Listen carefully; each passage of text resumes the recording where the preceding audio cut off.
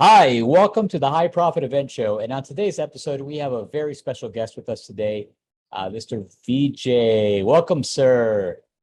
Thank you for having me on your show. Absolutely, man. You're a rock star guest, especially in the field of crypto investing and crypto education. And it's such a privilege to have you on the show, getting to learn from your experience in running profitable crypto summits and events. And a few points that I want to highlight for our audience to lean in, reason to lean in and to tune into what we have to say here today. One, VJ is a crypto expert, right? So I know he's been investing in Bitcoin since I think 2013, and he also has a master's in computer science, and he actually is a partner in a crypto fund as well. And he also runs a crypto education company. And he also built and sold a crypto tax software to Ernst & Young. So, you have a lot of experience in the field of both cryptocurrencies as well as summits and events, which is a really unique combination, which I think are both very popular right now. So we're very excited for this interview. Yeah, I'm excited to share and also to be able to kind of highlight some of the mistakes that we have made and want to get these learnings to as many people as possible. So thank you for having me on the show. Awesome, VJ. Thank you so much. And the first question I'd love to ask of you is, you recently did an event a few months back for Redwood's crypto education event in Miami, Florida, or the Miami area. But why did you decide to do that event? What had you say we're doing an event? Yeah, I've always believed in providing people what they want, right? Like find out what people want and be able to help them and serve them. So that's a fundamental operating philosophy across all the companies. Even the companies that I have started, I've always found out, what is the customer pain point and being able to solve that. So when we decided to do a summit, initially I always talk about doing different experiments, right? You do a $1, $10, $100, $1,000 experiment, meaning that you first do a $1 experiment to validate the idea before you do a $10 experiment, right? You do a $10 experiment before you do a $100, etc. What I mean by that is, how do we know that this is something that people would be interested in? So one of the things that we did earlier on is, before even we said, okay, we're going to do an event and decide the dates and book hotels and all the other activities that is required to host a successful event, we asked our community of people. We said, hey, would this be of interest to you? And in fact, we had a few of our members talk about it last year, about doing something, being able to be in the same room, and there is something magical happens, right? You have a very high bandwidth communication when you're in the same room with each other. So we reached out to all the people and then said, hey, no, we are thinking about this. Would this be of interest to you, right? That's like a $1 experiment. What it cost us? Nothing other than asking people and listening for their feedback. And once we did that, then we did a $10, $100 experiment, right? To make sure that it's not only attractive for members in our community and be able to serve others also. And then we went and asked them, right? He said, hey, if we do host an event, what kind of things would you like to learn about or hear from the event? And then we listened to people and what they had to say. So the entire event was more of a pull methodology, meaning that we found out from the market, from our audience, from our customers, what is it they want, and we provided them exactly what they wanted. That's awesome, man. I love that. The thinking process there is running smaller experiments before bigger experiments, and then asking your audience, what is it they want? Do you want an event? Yes or no? Okay, yes. If you were to come to an event, or the subjects that you'd want us to cover, and it's so simple, but how oftentimes overlooked, I find, and probably the most valuable thing we could ever do, right, is survey our audience. Thanks for sharing that. And you were already kind of touching on it a bit, excuse me, around promotion and pre-sale. Can you tell us a little bit more about what you did to promote your event? Yeah, first is we have a community of people. We run a mastermind, so we want to have an event that kind of honors our existing members and be able to connect with them individually on a one-on-one basis. So that was our intention. And so the first one is, once we decided, we found out like the location, things that works in our community.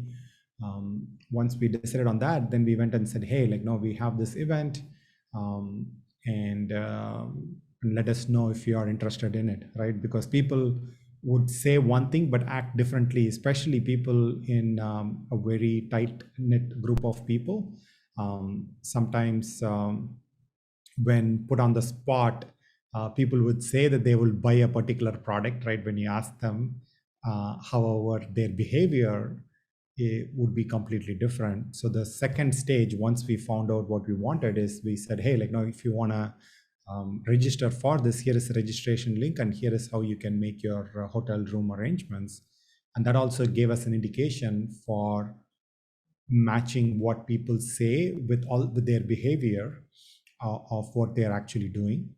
And then once we did that, then we had a wider community of audience, wherein which we reached out to people and made them aware of our event. There was also another event which was in the area of finances, not related to crypto specifically, but there was an event which was related to the area of finances. And we attended that event, and we just talked to people one-on-one about building awareness for the event, and then it just spread through the various social media channels. Yeah, I think you're highlighting a really important point here in that, that finance event you attended, the attendees there were people who were your ideal attendees for your event, right? Which is Yeah. also a derivative of the finance. It's a niche, right? Crypto is a niche of finance. And I found it's quite brilliant how you strategically promoted through that event. And because you went to where your people already are, right? Mhm. And where they're already consuming the thing that you're offering. They're already consumers of education. They've already expressed an interest in finance and an interest in crypto. So it's a very rational next step for them to attend your event. I thought that was pretty awesome. Yeah, great. Yeah, that is one of the kind of philosophies, is to be able to go to a group that is already talking about and discussing the things that is in the similar area, finding affiliate partners. We have another business, and we grew that entire business through affiliates. It's finding group of people, community of people that are interested in your particular topic, and then incentivizing them to be able to promote your event.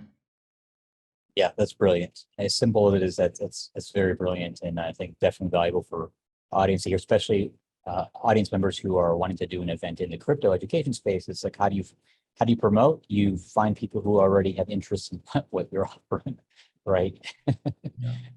Awesome, man. And then came time for the event itself, and one of the things that impressed me about the event is, one, you had a really great lineup of speakers, and VJ, one of the things I thought you did brilliantly is that you put a great team together, man. You put a really, really good team of people in the room, and you put people in the right place, and you let them do their job. And it seemed like the event, from the outside, from my perspective, seemed like the event ran quite smoothly as a result. Can you share with us a little bit about how you built the team and how the event went? Yeah, Rudy, obviously, like, no, thank you. You are part of the team for helping us make sure we deliver a high quality event. And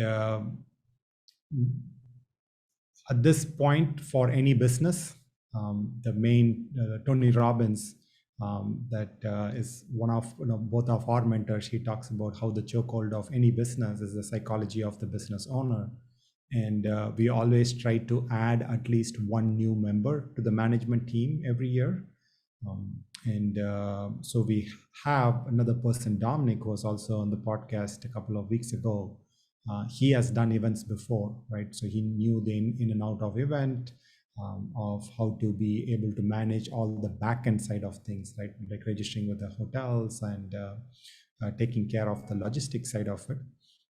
So it's being able to rely and trust on the team, identifying the right people. People have been there, done that before, and putting together an event is such a complex process, right? It might sound really simple. Oh, just put together an event, but there are so many moving pieces, and we needed to have experts in each of those pieces. And Rudy, you being one of the experts, especially on being able to help us and monitor, track some of the metrics from the sales and the effectiveness side of things. That is really crucial. We hadn't really thought about that, and designing the flow of the event, right? What happens first, what happens second, how do you create an experience for people that is ultimately in their best interest. All of this requires multiple minds putting all of our collective mind together and delivering a um, great experience for our members who are attending the event. Yeah. Yeah, absolutely. Thank you. Thank you for including me on as part of that team. But it wasn't just me. You actually, you had Dominic on the team. I know you had Justin, your CEO. You had other members behind the scenes who were, setting chairs and building collateral and, managing payments. And for your first event that you did in that for that particular company, I was really impressed by just how smooth things ran. And you, as the leader, really you just were calm, cool, and collected because you put people in the right place to do the right job, and it seemed to work Yeah, out pretty well. yeah, didn't have nothing much to do before the event because the team took care of most of it. And it was a great experience to do it together as a team. And interestingly enough, it was the first time that a lot of us connected in person because it was in the middle of the entire pandemic, and some of the team members hadn't met each other in person. So it was a great opportunity for us to connect as a team and be able to connect with our members and be able to have have a connection in person, which is very different from being on Zoom. Yeah, absolutely. And coming back to the delivery of the event, you did a 3-day event, to be clear, for the audience, and you had an opportunity for people to join your high-end mastermind program, and you had some pretty high caliber people, join that program, and it's a great program, right? You have an amazing group, and you're expanding and growing it. Can you just maybe chat a little bit about that, the program and this kind of your mindset when it came to bringing people into your program through your event?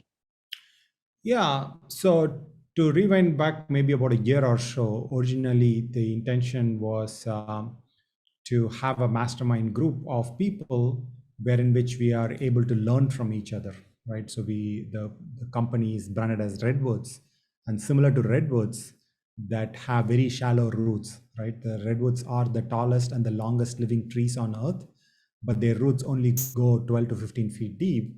So the redwood trees do not stand by their own strength of their roots, but because the roots is intertwined with the other redwood trees around. So the entire kind of mastermind program came from when I was meditating one morning. Just came through that should be doing a mastermind program because this crypto field, it's a fast moving field. There are a lot of fraud and scam which is available in this, which is in the space, unfortunately. And at the same time, it is a pretty significant technology that has huge impact over the next few years, few decades. So how do we navigate this space and now we navigate a space that is fast moving, where what you learn yesterday is not relevant today, and in fact, it's actually detrimental to what you learned yesterday. So that was some of the thinking process behind it, and decided to do a community of people wherein which we are able to learn from each other and support each other on this journey of educating ourselves in the crypto space. Even though I've been in the space for some time, I still consider myself a beginner, and there is so much to learn in the space. That was the original kind of seed for why we started Redwoods. was more driven from a place where in which we can give people unbiased, hype-free, or devoid of hype, just the real facts, and do it from a perspective of an intelligent investor, not driven by the meme coins and all the hype cycle that is happening in the space. And that was our core belief and fundamental philosophy behind it. And at this point in time, we've been around, we have been through ups and downs of the cycle, always there to support our community. So when we reached out to expanding our community, there was a lot of social proof, like people have some of the existing members were part of the summit, and it's not only from our perspective, right? Others were able to share their experience, and that was hugely helpful. Is getting We did a success panel. Rudy, thanks for your input and guidance around that, where in which we showcase people that have been through the program, the results they've gotten, and that was also a big factor that helped through the entire process. Awesome. Yeah, thanks for highlighting that. Appreciate that. And you do have a great track record with your existing students, and I think that's one of the things that oftentimes gets overlooked. Is the social proof aspect of making an offer and having an event. There's six. I've learned from the book The Influence that there's 6 reasons why people are motivated to take action or influence. One of the major ones is social proof, and that's one of the biggest things that happens in an event. You think about it, you have all these people coming in from all these different places, and they're all saying, despite the fact that they're at your event, they're saying that you're a credible resource, you're an authority. That's why they're there, right? And then the fact that you have existing members in your high-end program, and then they tell their stories and they tell their testimonials, right? It's the shortcut for people to make a decision. They're like, well, I don't have to go do all the 10 plus hours of research if I just know that people that I know, like, and trust also have done this path. Clearly, there's something to this. So I just saw that as a great little opportunity to highlight that point of social proof and how powerful that is and that was at your event. Great. Yeah. Social proof matters a lot. Yeah. Yeah. So VJ, we have we kind of got through the core part of our interview here, and now this is kind of more of the fun, a little bit of rapid fire popcorn kind of questions. So I'd love to ask you a few questions and just kind of share whatever comes to mind. And it doesn't have to be long answers, just whatever is there for you. What would you say are maybe 3 of the mistakes, like a few of the mistakes that you made with your event that now, knowing what you do it differently? Yeah. So I would, couple of things come to mind. One of the things we did was, it was a 3-day event, and it took a longer period of time, and we want to experiment with maybe doing a shorter period of time. We had a lot of people show up, but didn't stay for the entire 3-day from beginning to end. People were coming in and out. So one of the things, I wouldn't call it a mistake, but more of an experiment, is to see, hey, can it be as effective if you do it as a shorter event, right? If you do like a day or a half a day, would we be able to have the same kind of impact and be effective at the same level? So that is something that we kind of are talking about internally. And then there are certain aspects which were more, things that could have been done better. So we had name tag printed for everyone, and the name tag was just printed on one side, not the other. So if the name tag got flipped, right, people don't know who the person is. So something as simple as, now we just print the name tag on both sides. So regardless of which way the name tag flips, people will still be able to see the name. So those kind of like minor tweaks is what we are improving, and that gets better and better as we do more and more events, and the team itself get an experience, and we can have more of a well-oiled machine. So majority of the team have never done a live event before, So considering that, like now we have gained a huge amount of knowledge and experience with the first one, and then we're going to use the learnings from that to make the next one better. Awesome. Thanks for sharing that. And what would be like a good book or resource you would recommend to someone who's preparing to do a live event? I don't know if I have a book recommendation specifically for the live events as such. However, I do have a book recommendation, which is more around how do you validate any kind of a concept or a product project within your organization. It is Lean Startup by Eric Ries. There are like a bunch of different books around that. Is how do you find out what customers actually want, right? So that book talks more about it. There is also another book, I forgot the name of the author. I think it's called The Pull Method. And the idea is also very similar, is you try and get information from users, right? Rather than saying, okay, like now we're going to do an event, right? This is what it is.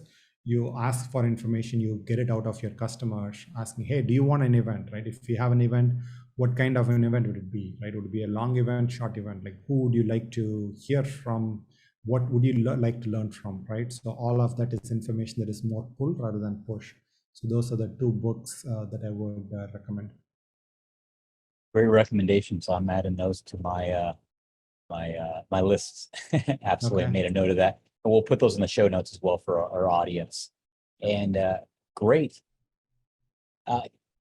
VJ, what's the best way for listeners to learn more about you and what you do? Like where can we send them to learn about you? Yeah, so run the hedge fund Genesis. Genesis.vc is the URL. People can visit it to learn more about the fund. And if people are interested to learn more about learning how blockchain works and the opportunities in the blockchain, how people can apply it in their own business, then Redwoods is more of an educational company. Redwoodscrypto.com is the URL for that. Those are places where people can learn more about what we do. Okay, great. And we'll make sure to add those links in the show notes as well for our audience. So I think I know the answer to this question, but I want to ask you so the audience can hear it too. What is the next summit that you want to climb or challenge that you're taking on? And it could be literal here. Thanks, Rudy. Yeah, I have a list of goals that I want to accomplish, and one of the goals this year is to summit Mount Kilimanjaro. And in the background there, I have my vision board with a picture of Kilimanjaro. So that's the next one from a physical side of things, is to be able to ultimately climb all the 7 highest peaks in all the different continents. I'm going to start with the easiest one, which is Mount Kilimanjaro, and being able to hike that. That's more on a physical challenge summit that I want to climb. On a professional level, want to be able to expand our fund more. We want to be able to help more people and educate them around this groundbreaking technology of blockchain, and be able to prepare people so that we can not only learn about this technology but also at the same time be able to invest in it and be able to create a financial abundance for ourselves and our family. Awesome. Thanks for sharing that. And when it's all said and done, what legacy do you want to leave? What do you want to be remembered for? Yeah, I want to be remembered more for the impact, and my mission is to elevate consciousness, elevate collective human consciousness. And for me, it's more personal. It's not about like going and telling others, oh, like, no, you need to do this, this, and this. For me, what it means is I am elevating my own consciousness, right? If I elevate my consciousness, then the collective consciousness of the entire humanity improves maybe by a tiny, tiny little. And I want to show up both in my personal relationship and professional relationships, where I am acting from a place of these higher vibrations, right? Like love and joy and not the lower vibrations. And ultimately, it's about having relationships that are transformational. Want to have our relationship, Rudy, you and I, like, now we have had a transformational relationship where just because you being in my life has transformed my life, and I hope vice versa. So I'm more interested in that kind of relationships that are more transformational, where both people are transformed by the relationship and not transactional, where it's like, no, oh, I give you X, you give me Y. So that is what I would like my legacy to be, to elevate consciousness and to have relationships that are transformational. That's awesome, man. I like that. Taking notes on that. I'm going to add that to my own list of things I want to be remembered for. Awesome.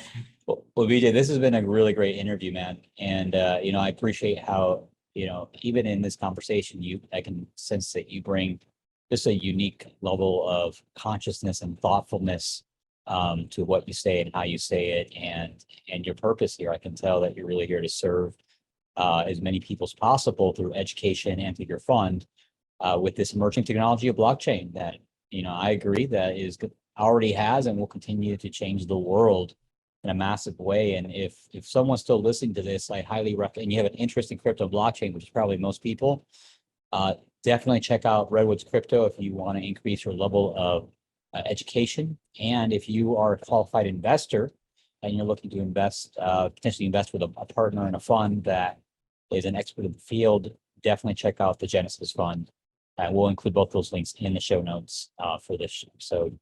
And if you found value, give us a 5-star rating, subscribe if you haven't already, and share this episode with someone who you think it would make a difference for. VJ, before we wrap up, any closing comments? Rudy, thank you so much for having me on the show. I had a blast. I would love to come on again and share some of the other stories to add more value to your community. Thank you so much for having me and asking all these insightful questions that pulled information from me for the event that we did. And hopefully that's helpful for others who are thinking of doing live events as well. Most definitely. Thanks for being on with us, VJ. It was a great interview. Thank you.